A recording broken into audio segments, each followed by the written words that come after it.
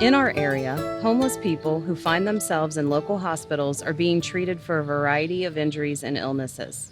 Upon discharge from the hospital, these vulnerable people have no place to go for healing and recovery. At the Center for Respite Care, we provide 24-hour medical and nursing care to sick, homeless people to promote effective healing.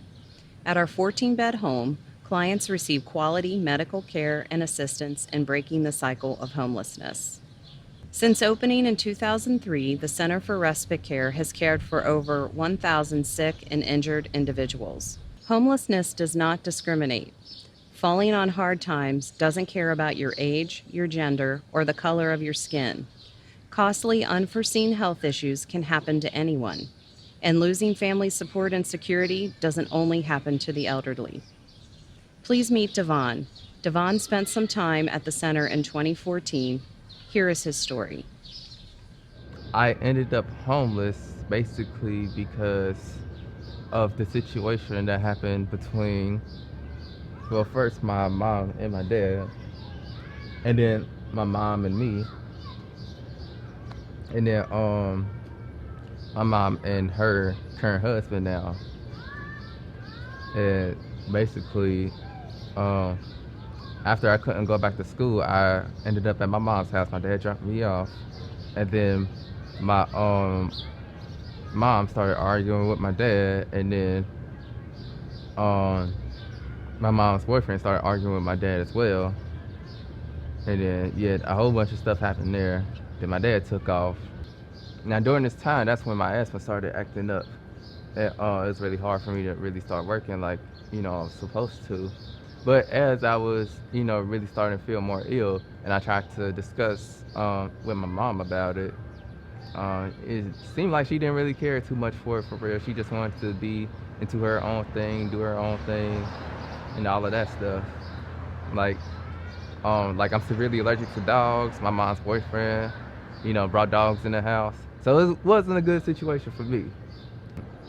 That's how basically I ended up homeless. Like I was staying with my friend and stuff for a little bit and going in and out the hospital because I was sick. And I was really having a whole bunch of asthma problems at the time. But I was trying to inform my mom about it, but she didn't want to do anything about it. So that kind of just left me in that predicament. And that's basically how I ended up homeless and sick at the same time. But that was a crazy experience because all of the doctors were surrounding me trying to figure out what to do next and all of that. After I left Christ Hospital, that's when I ended up here at Center for Respite Care. The center helped me get an apartment. They helped me find a job, and they also helped me get into Cincinnati State on a full scholarship.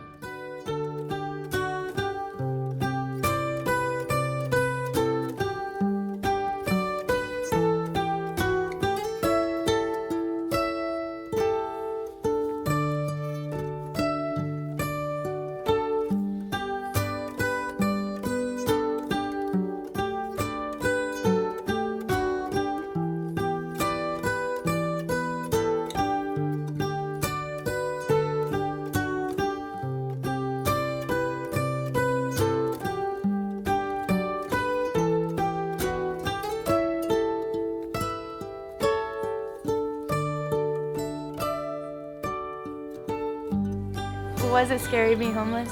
Yes, it was.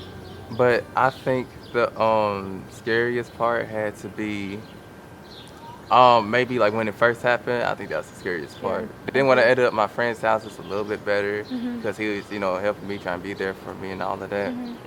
And it wasn't until I ended up in the hospital coming from his place, and that's how I ended up here. Yeah, I enjoyed it. So when you were in high school, did you ever in your once ever think that you would be homeless? No. Not? No. I don't think anyone does. Not anyone does, but the only thing I could honestly, for real, say about that is never ever think that it can't happen to you. Don't ever think it can't happen to you. It can happen in a split second. Right. Devon's story is sadly familiar. Many young adults end up in similar situations. Nationally, on a single night in January 2015, there were approximately 180,000 homeless children. Youth account for 7% of urban homelessness. Every year, approximately 5,000 homeless youth die from assault, illness, and suicide. 58% of sheltered youth are women and girls, 42% are men and boys, and less than 1% are transgender. Do you have any long-term goals right now? My long-term goals would be to be a professional musician and to travel the world and teach other kids like how to play drums. I'm getting ready to transfer to a new college called Miles College. It's in Birmingham, Alabama, and I'm going to be go ahead and attending there. Yeah, and I'm real grateful for everything that Respite Care has done. I really want to make it for myself so I could let other kids know and adults know, that, it ain't never like the end. You Oh, can yeah. always, Get back up off your feet. get back up off your feet. It's not impossible. So if I could do it, anybody can do it. Anyone. Thank you for spending time getting to know Devon. To learn more about the center and ways that you can help, please go to our website, www.centerforrespitecare.org.